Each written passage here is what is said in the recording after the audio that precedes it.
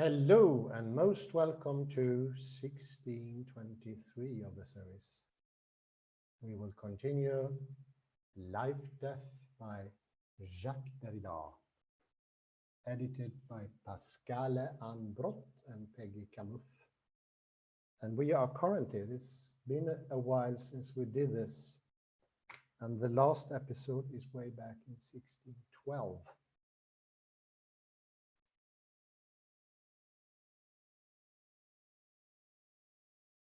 And we will continue exactly where we ended last time.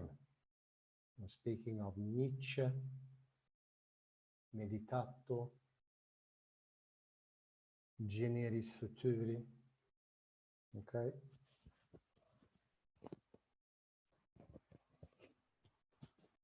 Meditato Generis Futuro.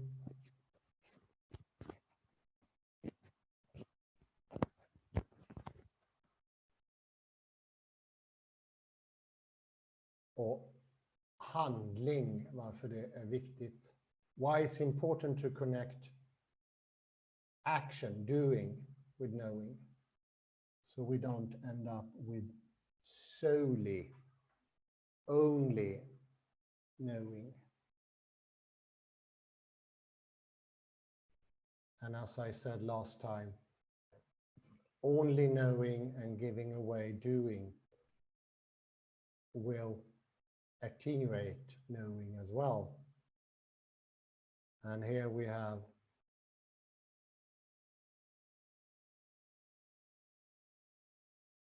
the closing of the Western mind, or the Abendlandet, how the sky goes down on us, doing is disappearing.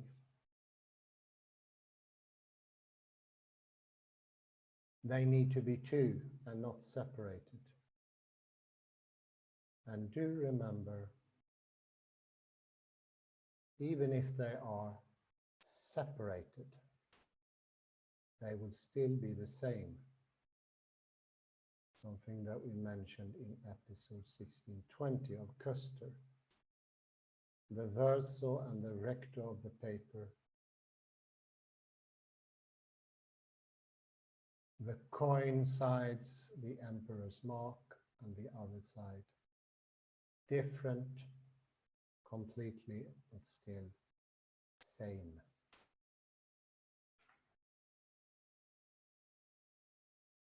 It is this contradiction the Western world has still not approached or handled. Sometimes we name this the excluded middle. It also has all other names.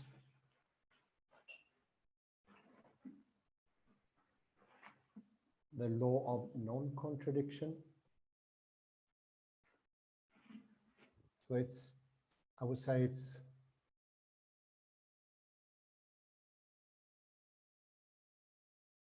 firmly in our understanding. Reflection in itself is the starting point.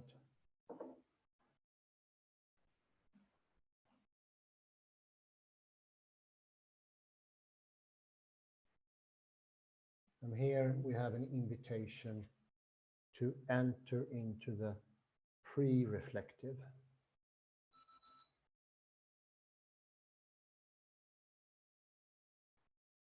You can also call it being with a big B.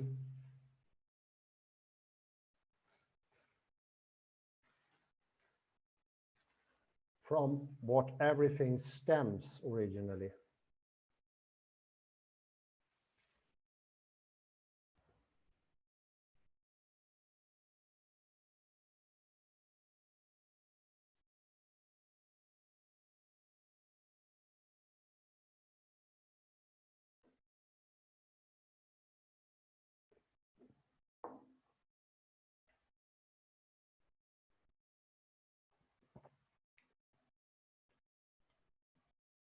Sometimes we call this the implicit qua the explicit.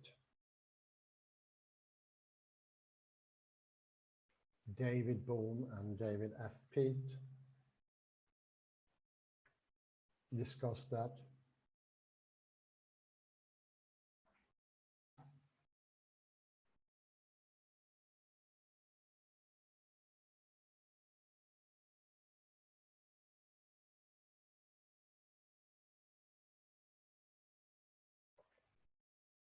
Also, the Luxembourgian professor Rodolphe Gachet, mirroring, the time of the mirror, he calls it mirroring.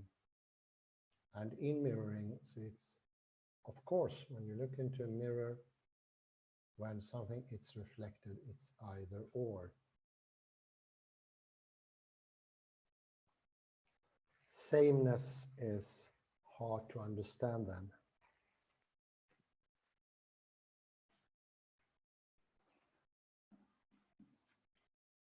It will have to be only sameness and nothing else.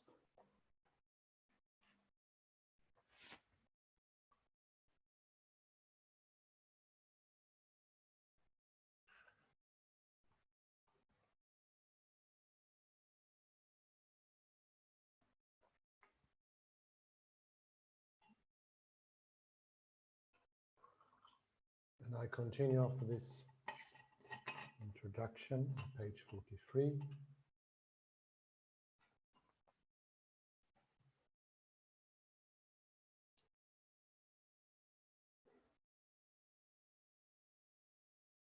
Given the scene in which we find ourselves here,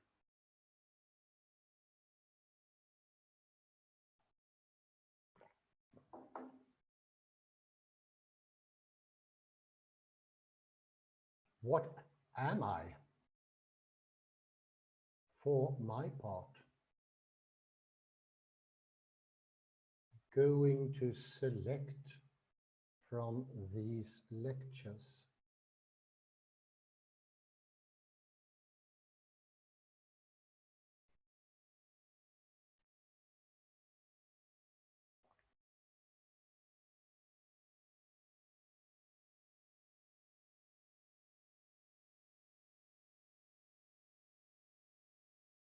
First, what I called last time the traditional phoenix motif.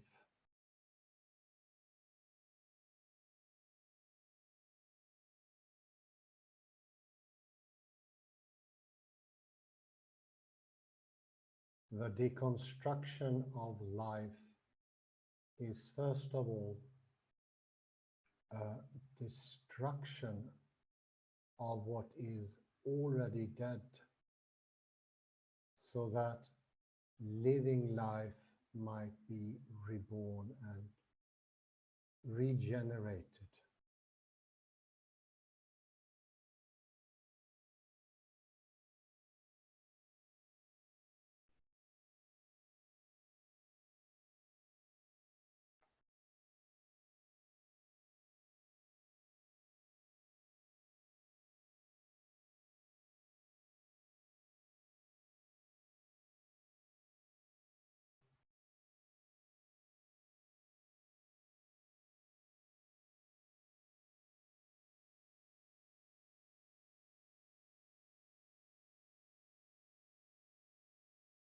The vitalist motif of the degeneration and regeneration is powerfully active and central in this text.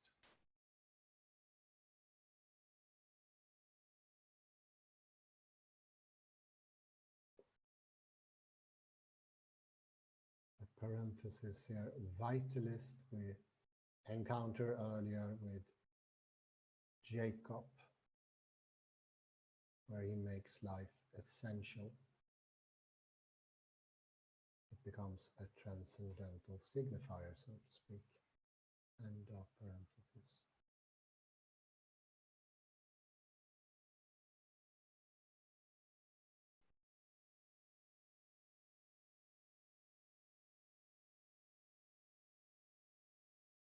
We have seen why this had to pass, first of all, through the question of language.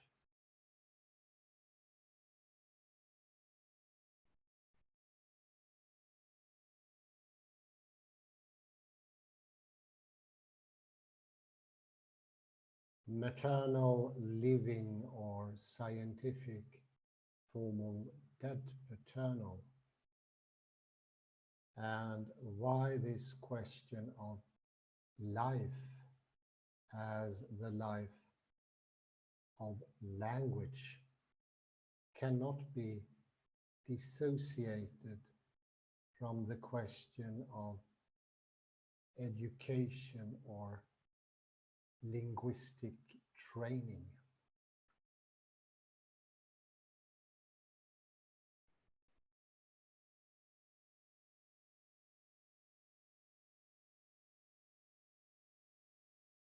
Thus, when Nietzsche speaks of the destruction of the gymnasium, it is with the hope of its rebirth, the annihilation of the gymnasium, of which the university, whatever it may think, is simply the product or the preformed development.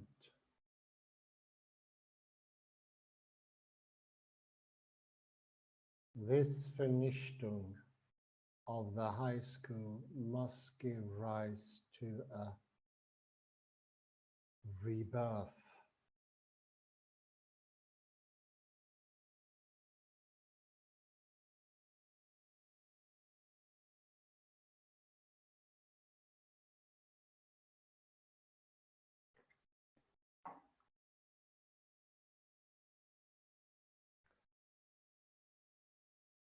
The destruction must be the destruction of what is already destroying itself, a destruction of the degenerate, the degenerated.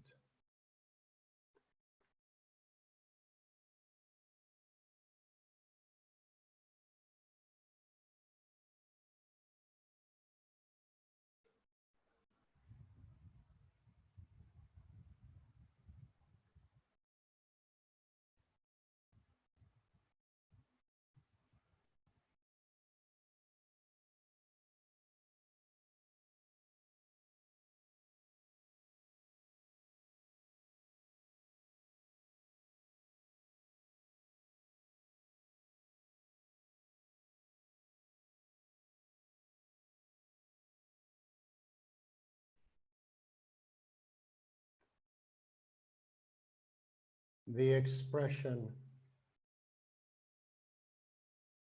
degeneration, a loss at once of the vital genetic or generic force and of the specificity of the type, of the species and of the genre, the Entartung.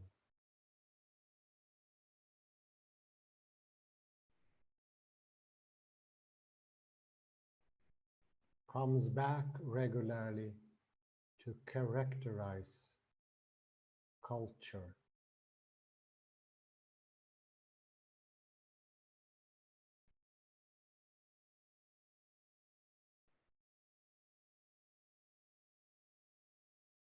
And notably, university culture, insofar as that culture becomes journalistic and influenced by the state.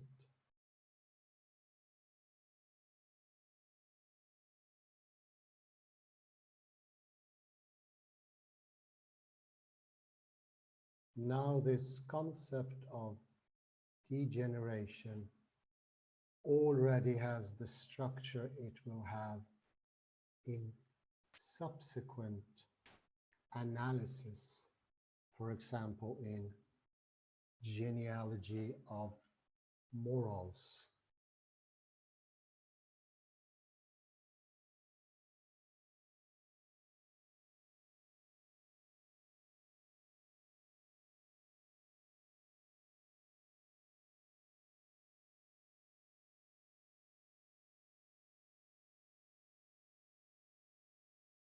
Degeneration is not a mere loss of life through a regular and homogeneous exhaustion, but an inversion of values by which a hostile and reactive principle becomes none other than the active enemy of life.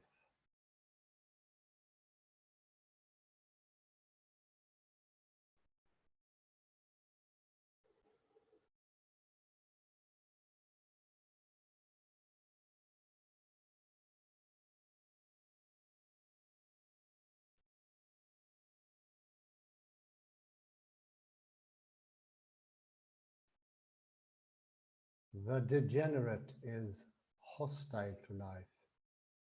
It is a life principle that is hostile to life.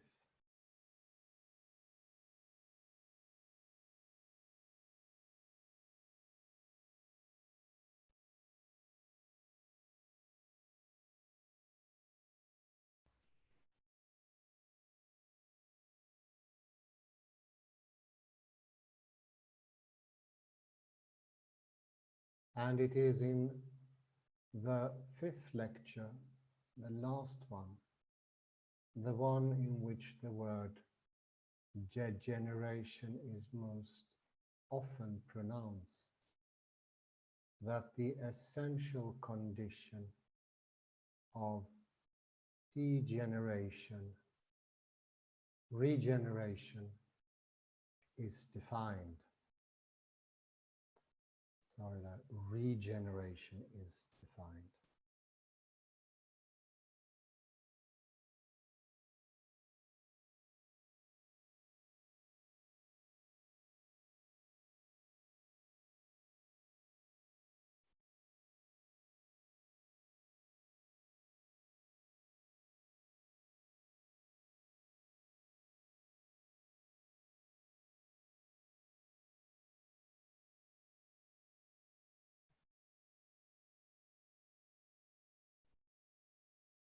What must take the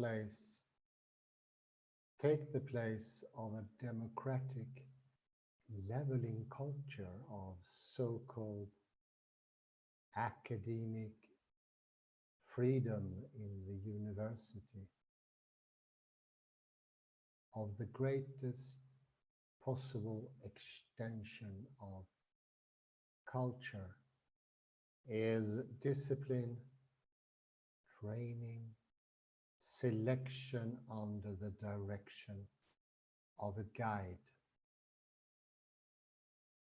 a Führer, even a große Führer, in order to save from its enemy.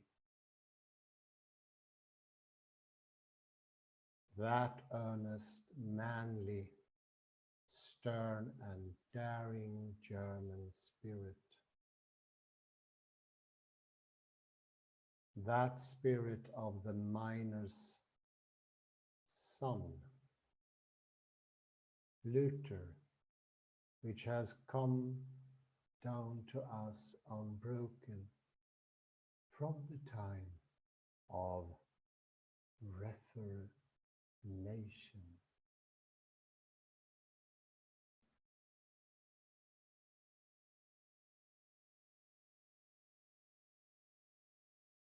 For example, concerning the Führer, one must restore the German university as an institution of culture, And to do that, bring about an inward renovation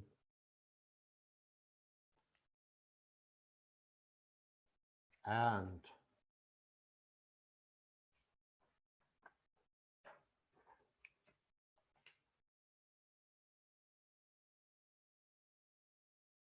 inspiration of the purest moral faculties.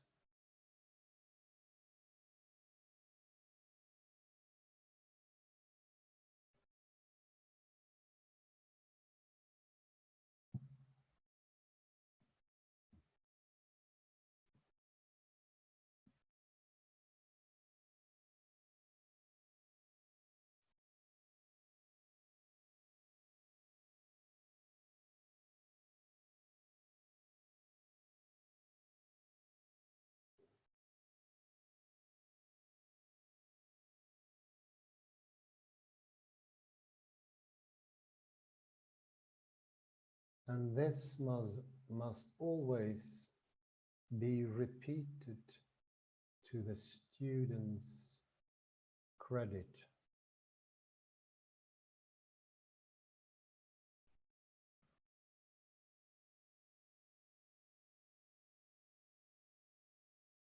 He learned on the field of battle what he could learn least of all in the sphere of akademische Freiheit, that große Führer are necessary, and that all culture begins with obedience.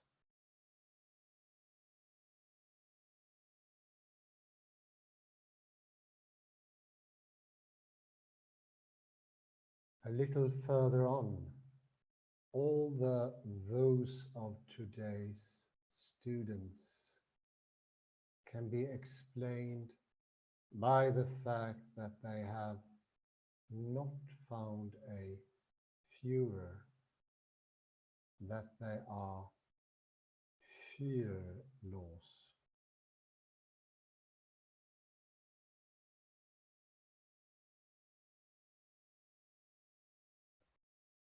For I repeat it, my friends, all culture begins with the very opposite of that which is now so highly esteemed as academic freedom. With obedience, subordination, discipline, and service.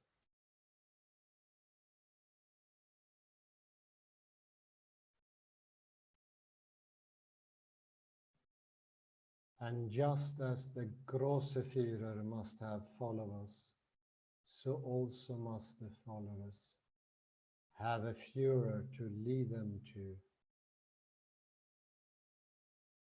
them. Here, a certain reciprocal predisposition prevails. In the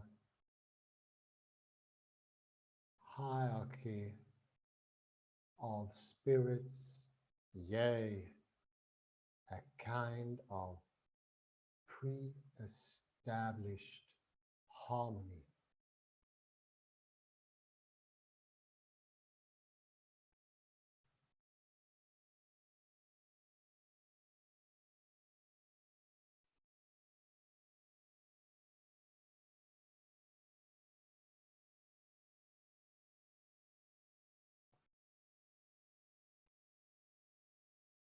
An eternal order, that is what Nietzsche calls it. And it is this, he says, that the dominant prevailing culture is trying to destroy.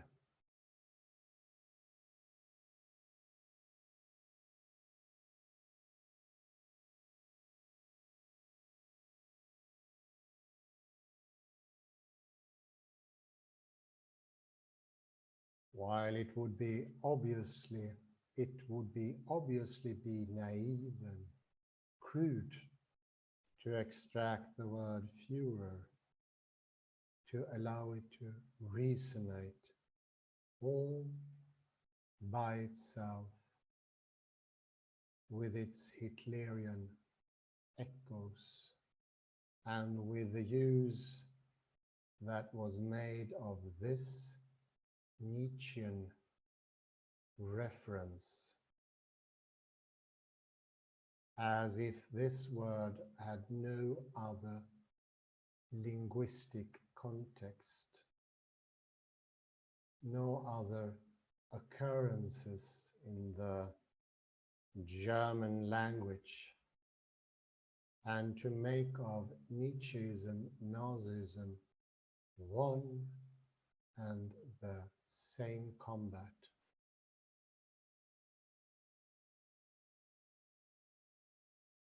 It would be just as naive and peremptory to deny that something is happening here.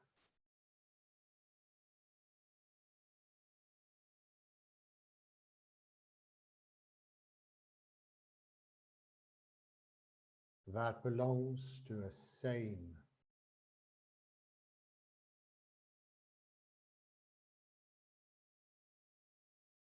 to some sane, from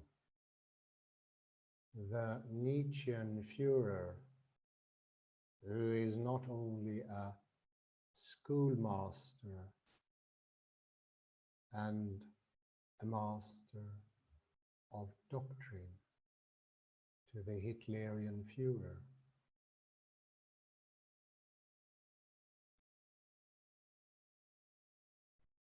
who also considered himself an intellectual leader,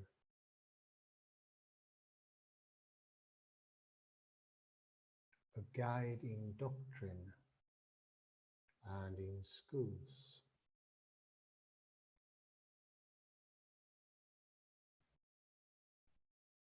A teacher of regeneration,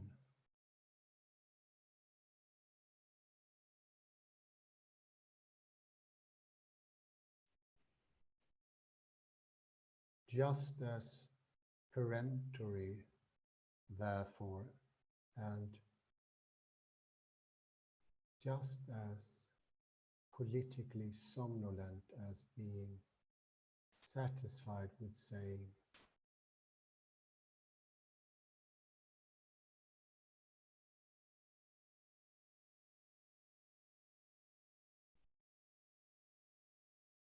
Nietzsche never wanted this. Nietzsche never thought that.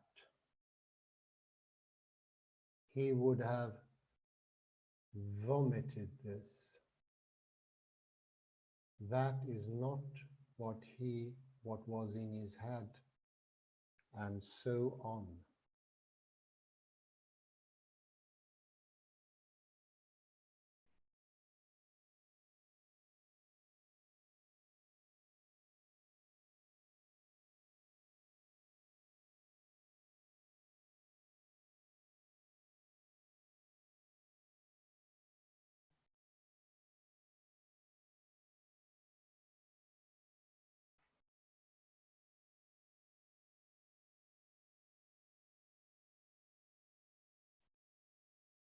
Even if this were true,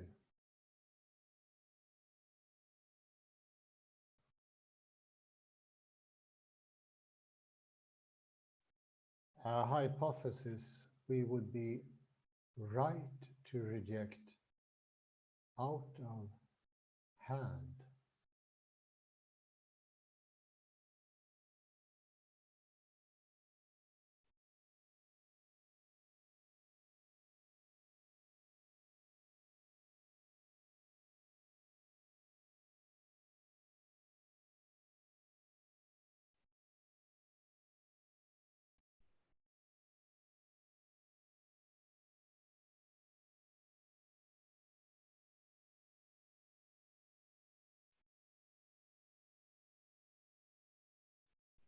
First, because Nietzsche is dead.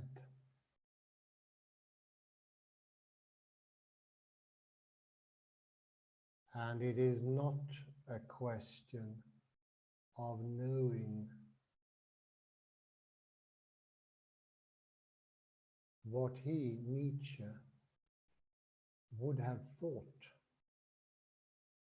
Next, because we have a good reason to believe that what he would have thought or done would have been very complicated in any case.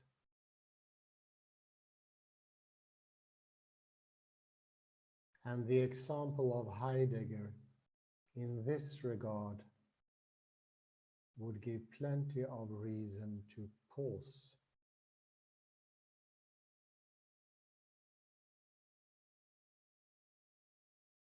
Finally, because the effects of a text and the structure of a text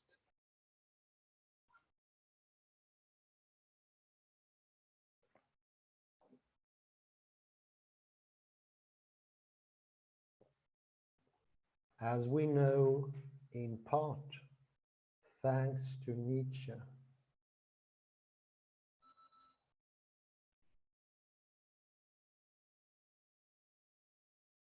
cannot be reduced to its truth or to the attention of the presumed author.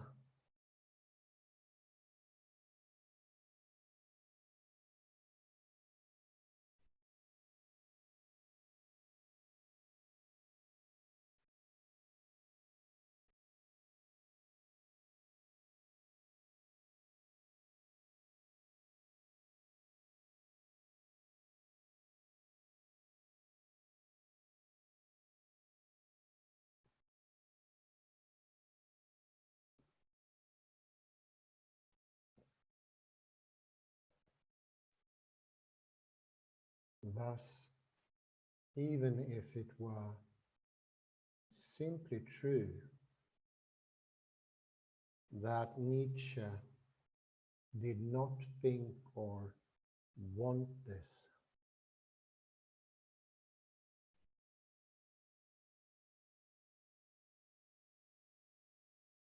that he would have vomited this, and that Nazism, far from being the regeneration called for by him, is only a symptom of accelerated decomposition of culture.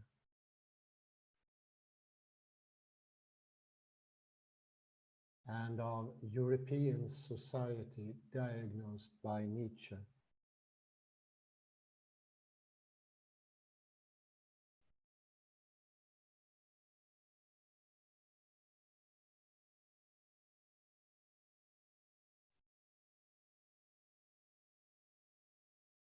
Even in this case, it remains to be explained how reactive degeneration is able to make use of the same language, the same words, the same statements, the same rallying cries as the active forces of which it is the real enemy.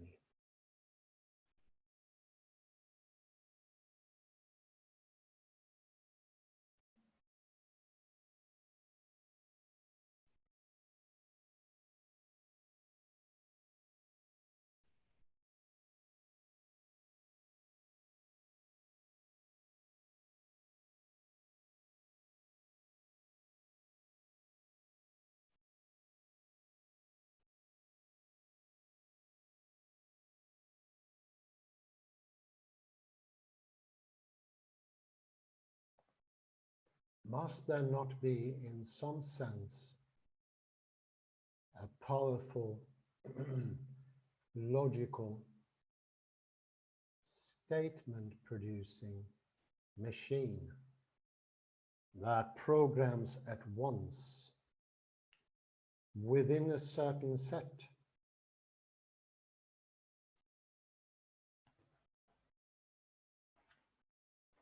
This is a wonderful site here I looked at previously.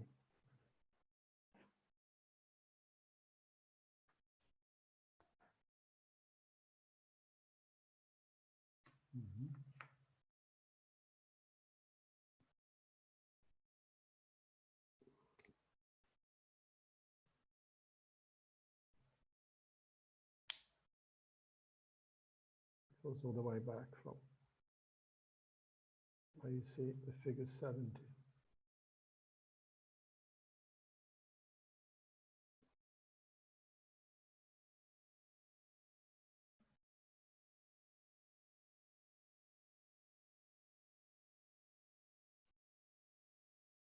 I will begin from the beginning of that wonderful quote. Yes, thank you. Must there not be, in some sense, a powerful, logical, statement-producing machine that programs at once within a certain set?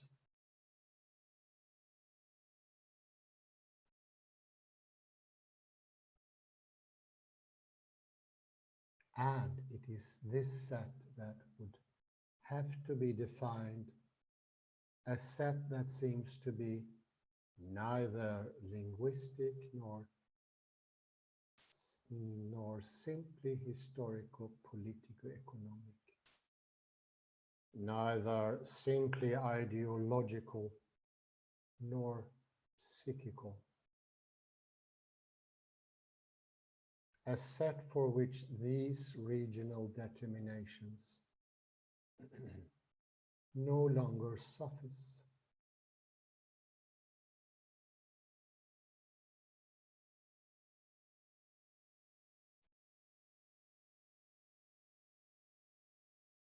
Not even that of the last instance,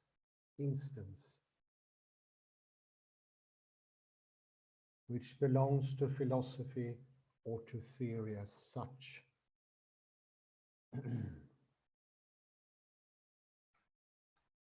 Here we have, I would say, AI, artificial intelligence, or the determinate system we saw earlier in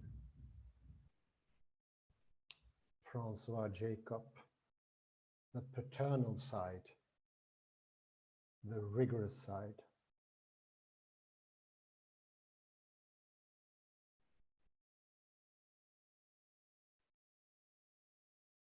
This is determinism, and you can compare that to necessity.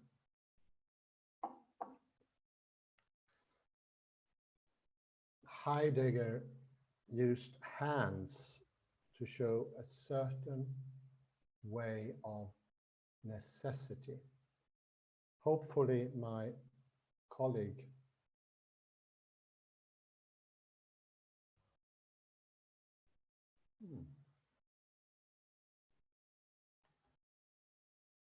Thank you, Kalle.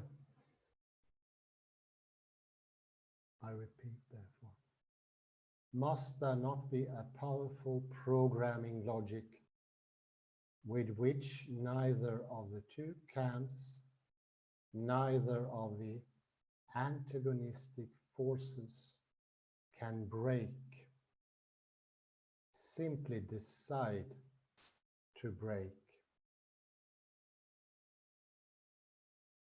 since they draw their energies from it, exchange their statements within it, letting them pass into one another through it.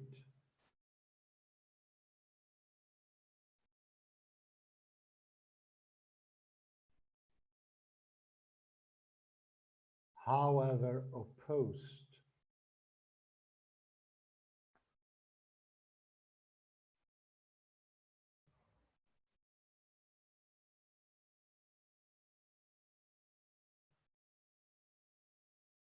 or antagonistic they might at first appear.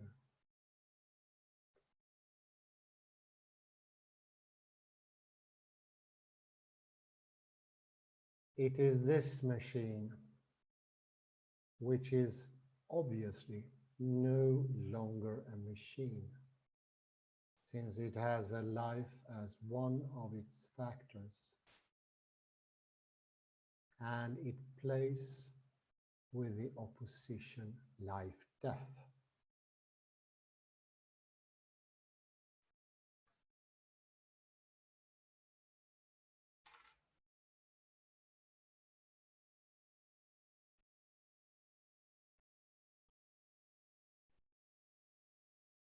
It is this program that interests me, and that would have to be not only deciphered, but transformed and rewritten practically in accordance with a theory-practice relationship that is not part of the program. And this last is very important. It's not part of the determined thing. It's not part of the program.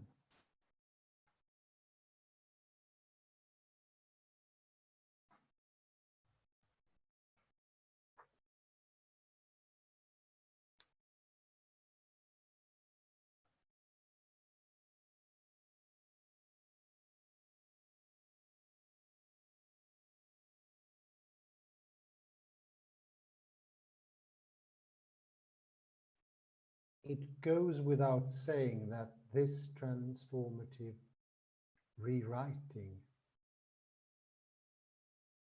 of the vast program is not a rewriting that takes place in books.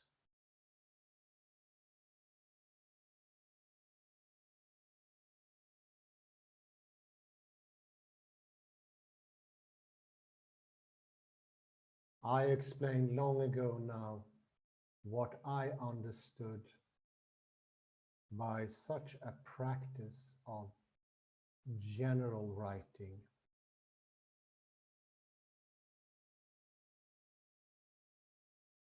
Or through readings or courses on the texts of Nietzsche or of Hitler and Nazi ideologies.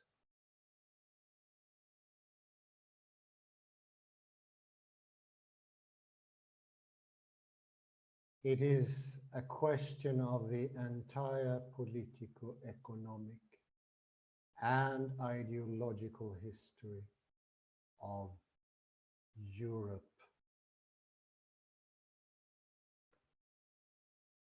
and not only of Europe, the entire history of this century, and not only of this century, including the present, in which we take or occupy position.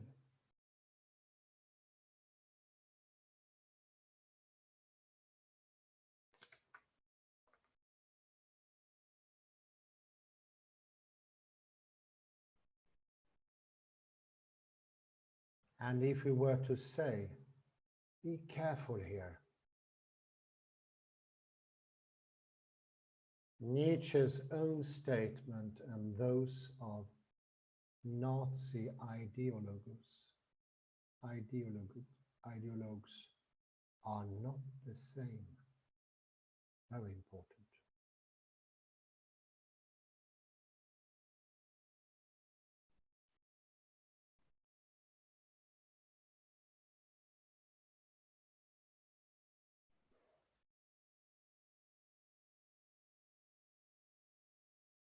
not only insofar as these latter are infinitely more crude than the former, of which they are a caricature, but because so long as one does not just pick out a short phrase here and there, so long as one reconstitutes the entire syntax of the system with all the subtlety of its articulations and its paradoxical reversals,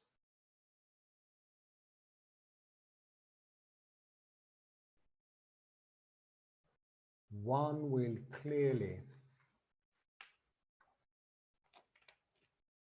see that the same statement, or what passes for the same, says exactly the contrary, corresponds exactly to the inverse, to the reactive inverse. That's going to be a quote as well. For example, of what it mimes.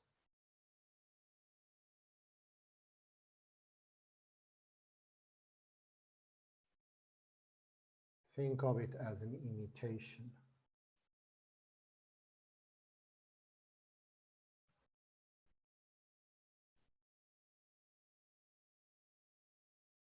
And I repeat, see that the same statement, or what passes for the same, says exactly the contrary. It's here, and you can see it. Corresponds exactly to the inverse, to the reactive inversion, for example, of what it mimes. Kalle, maybe you can underline that.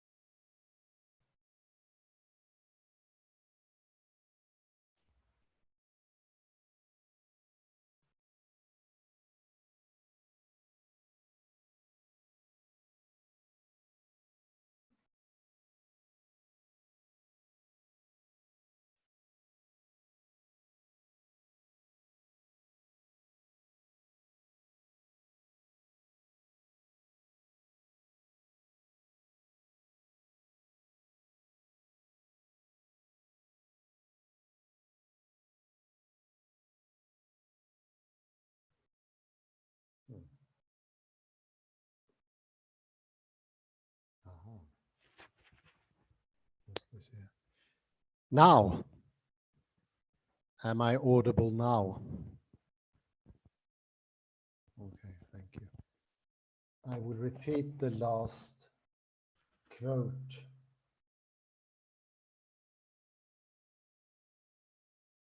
See that the same statement, or what passes for the same, at the very top of the page, says exactly the contrary, corresponds exactly to the inverse, to the reactive inversion, for example, of what it mimes.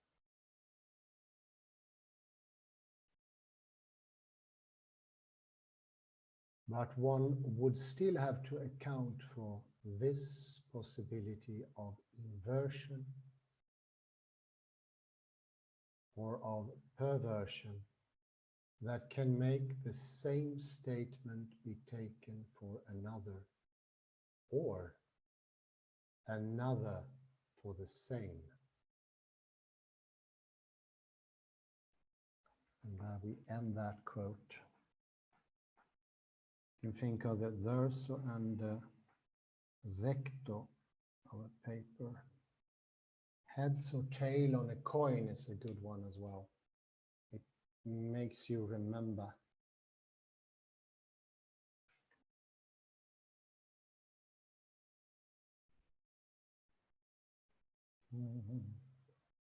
I'm going to put a short pause here before the summary. I need to take some water. It's very warm here.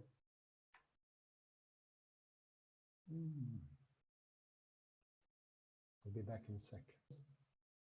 Okay, we continue.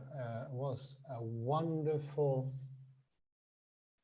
amount of quotations here, gems from the text, marvelous outtakes. Nietzsche and his Führer is the beginning of showing what is determinate or what is ordered. There is Unterordnung, subordination, discipline, and service mentioned at page 44. And I would say that is introductory.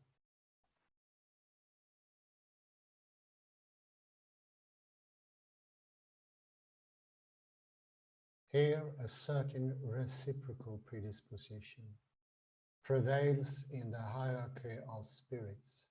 Yeah, a kind of pre-established harmony. Nietzsche called that an eternal order.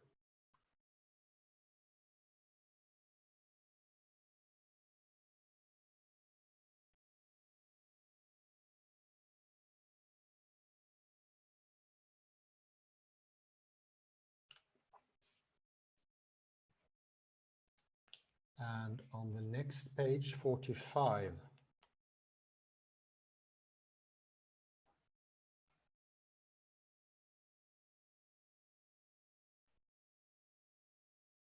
there's a wonderful one.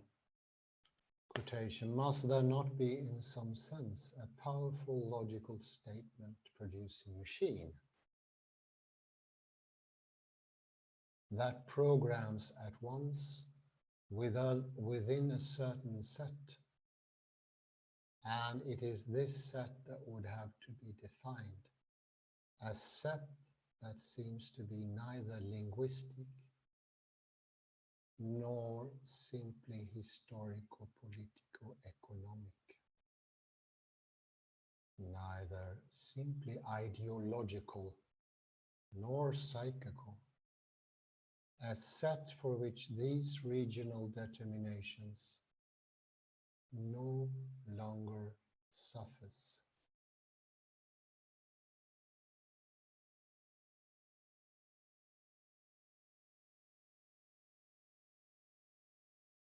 Not even that of the last instance, which belongs to philosophy or to theory as such, which is itself a subset of this set, and so on. It's in parentheses, it should be in the text, but it's great. Here we have the Gödelian determinism shown off in its clearest sense.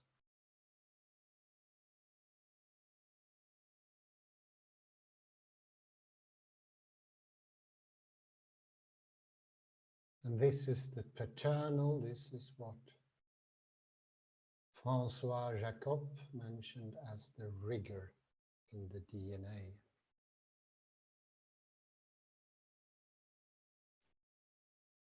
For which he has had to add flexibility of the brain, of understanding.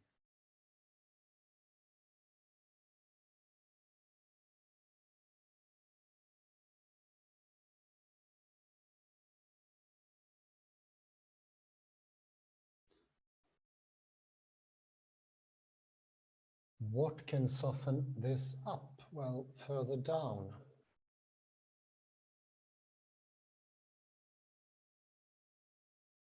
You see, it is this machine which is obviously no longer a machine, since it has life as one of its factors. And listen now. And it plays with the opposition life, death. And we see why life, death is so utterly important. That opposition is life.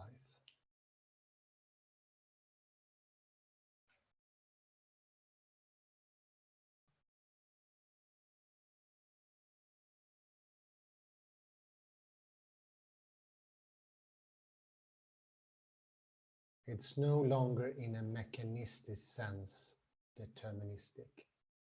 It's something else. This is just grand. A very important clue.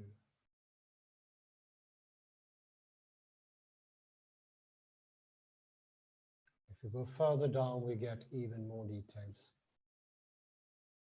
There is a parenthesis in a theoretical manner, but transformed and rewritten practically, in a practical manner, in accordance with the theory practice.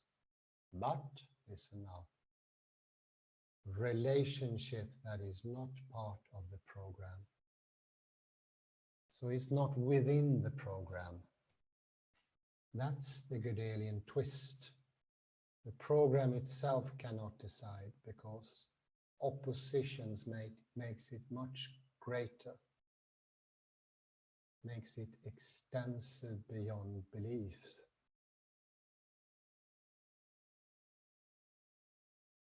And that this transformative rewriting of the vast program is not a rewriting that takes place in books. Also very important. It's an opening up, and I say this have relation also to the Köster text. He thinks mechanically, but there is an openness. It's not the rewriting of books. It is something more flexible because of the opposition.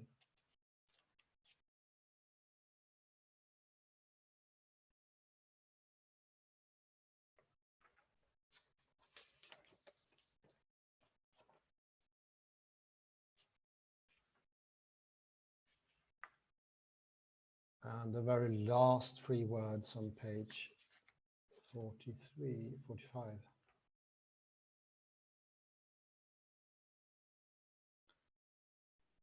One will clearly see that the same statement, or what passes for the same, says exactly the contrary, corresponds exactly to the inverse, to the reactive inversion, for example, of what it mimes.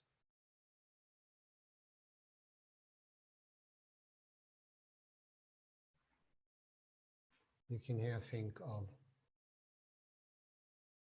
a mirror,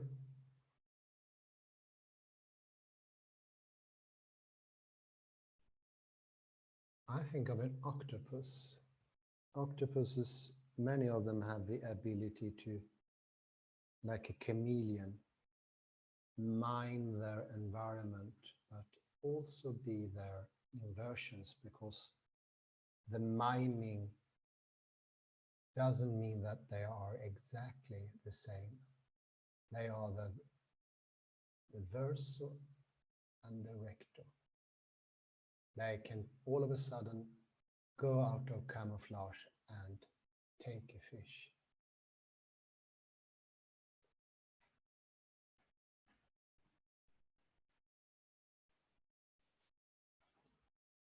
There's the possibility of inversion that is forgotten here in a way, or hidden, one could say.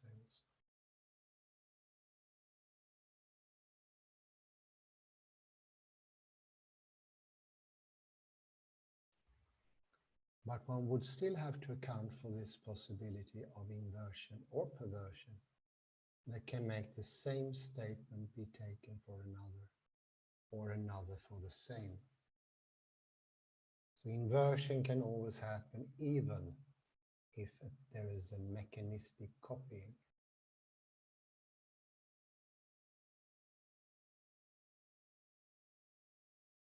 This is true necessity. This is not determinism.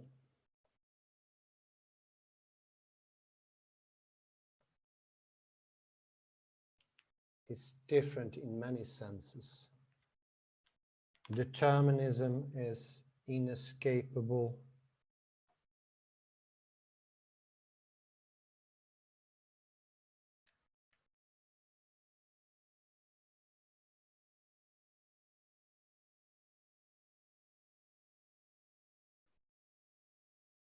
It's metallic, mechanistic, unavoidable. Heidegger, and I hope Kalle can help me later on, has a proposal. Took a term from Anaximander, meaning hand, or coming from the expression of hands. And I like hands, we mentioned them before. The expression is chreon. Geir. Chreon. The necessity. Chreon is a participle. Heidegger plays with the noun geir, hand, and chreon there is a participle in Greek. Necessity, Heidegger says that chreon comes from the word hand, that necessity is something handy. It is a handiwork. If something is necessary, it's a handiwork. So according to Heidegger, high thinking is a handiwork. It depends on our body. The body comes in here, and that necessity is the necessity that even the gods have to follow. And it's a far cry from the determinism. And I would say this is what's really happening when we have these oppositions playing. A deciding thing.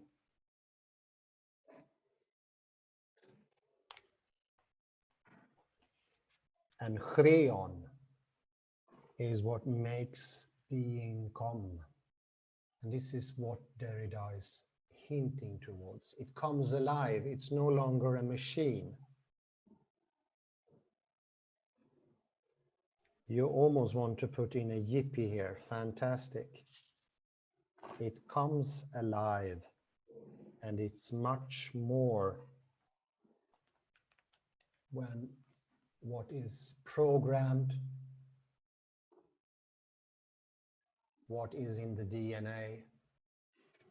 This is for flexibility.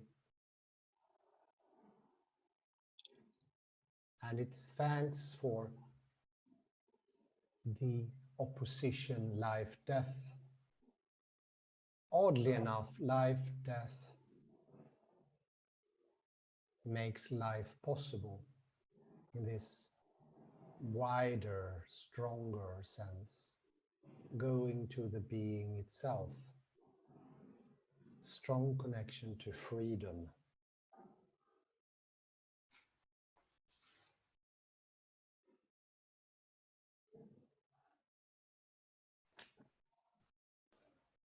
Chreon.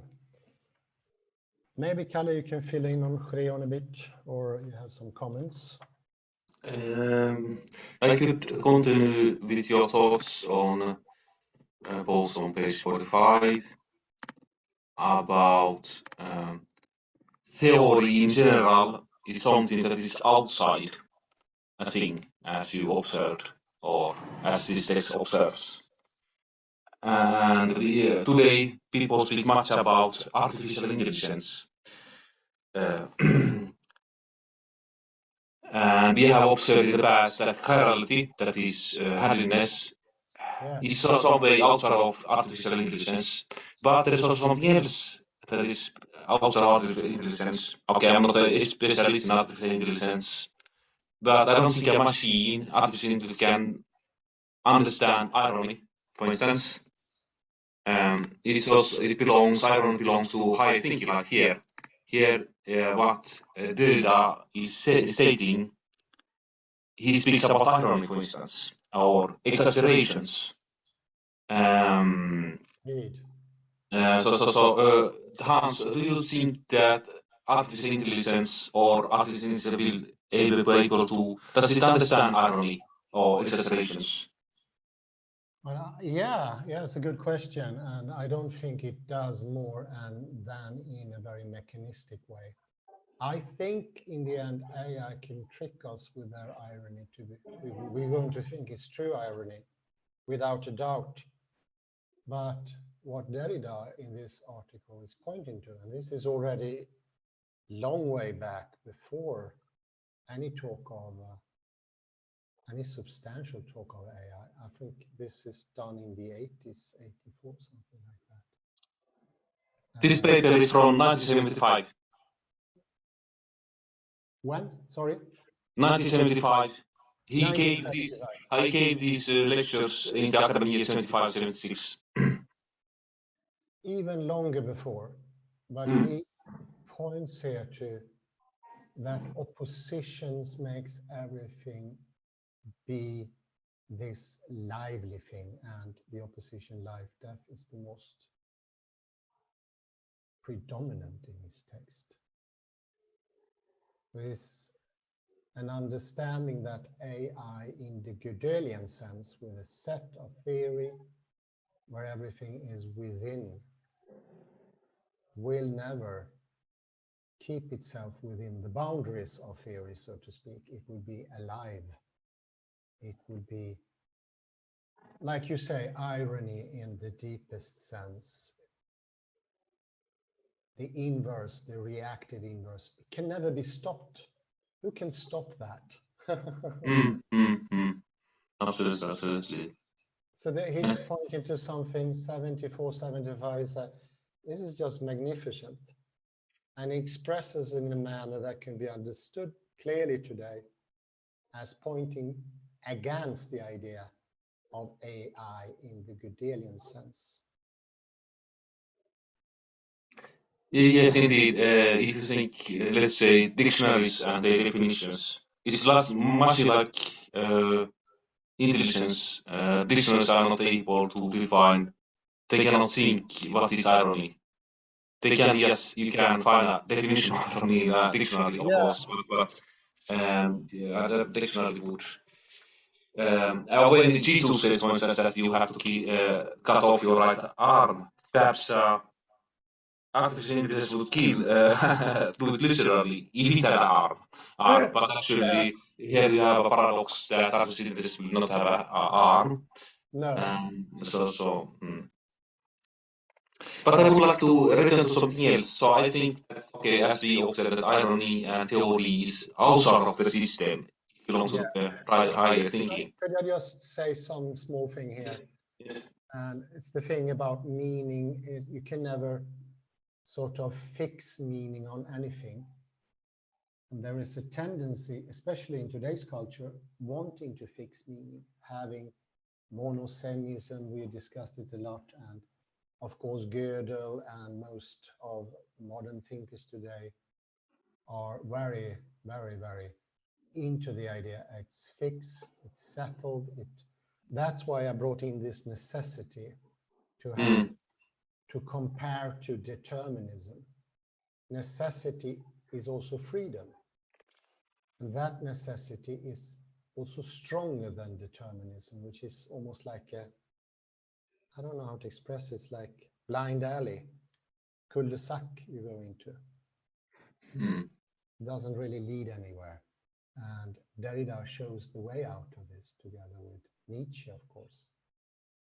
But please continue, Kalle. Okay, so this is, let me see, this was page 44. So this was the quotation you took up. I'm not sure that I understood this. So here you have this phrase, all culture begins with the very opposite of that, which is now so highly esteemed as academic freedom, with obedience, gehorsam, subordination, etc. So is Nietzsche here giving a definition of culture, the word culture? So culture, according to Nietzsche, is actually obedience. And then here comes Derrida's comment. An order, that is what Nietzsche calls it, and this is, he says that the dominant prevailing culture is trying to destroy. There's some jump here. I think that I missed a step here. What is happening here? So Nietzsche says on the one hand, culture means, so to say, obedience.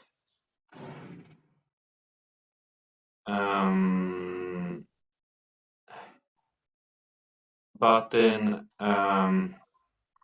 so where does it in an order fit in? So what is, how do you understand this?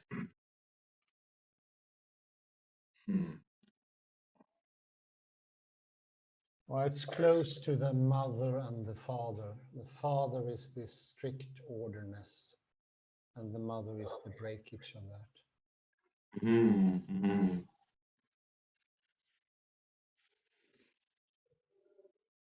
Okay. Now I get it. Okay, so we could say we compare the Führer figure with the father, but it's also something dead.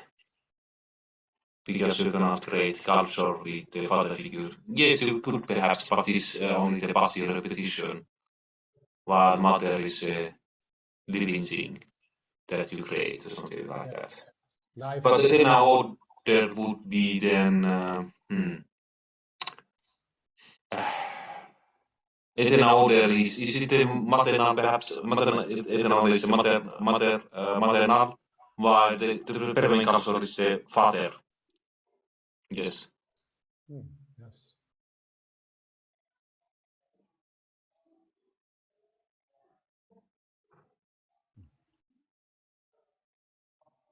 Yeah, very good. Is this also the opposition between the two is also important to put some attention to? Yeah, definitely.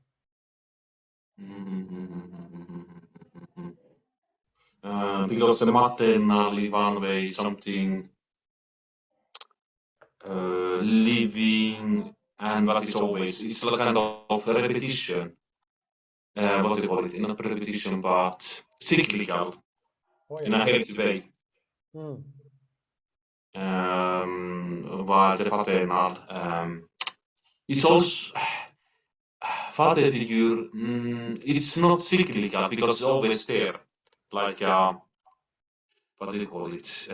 It's not cyclical. It's the opposite of cyclical. It's the straight figure, like the Führer figure, dominant in military uniforms. Is the straight line, so to say.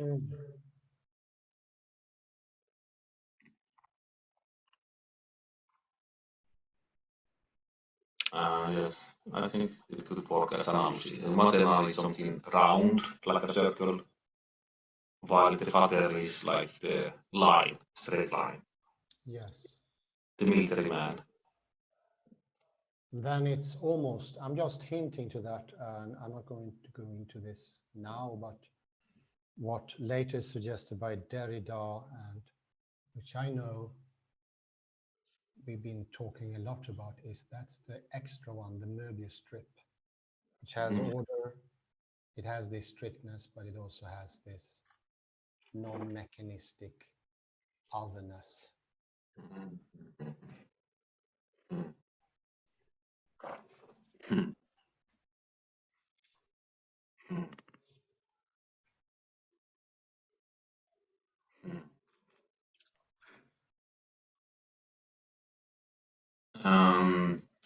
And we have, as discussed much, man who was, older man who was Derrida's friend, whom Nietzsche tried to defend. Paul de Man. Paul de Man, yes. Definitely. Very good, Kalle. Wow. It was exactly Paul de Man I was thinking of. And Derrida had an excellent point in the defense of Paul de Man. It's not irony what Paul de Man is saying, but it has an effect that is negative to the Nazi occupant ideology in Belgium at the time. Definitely.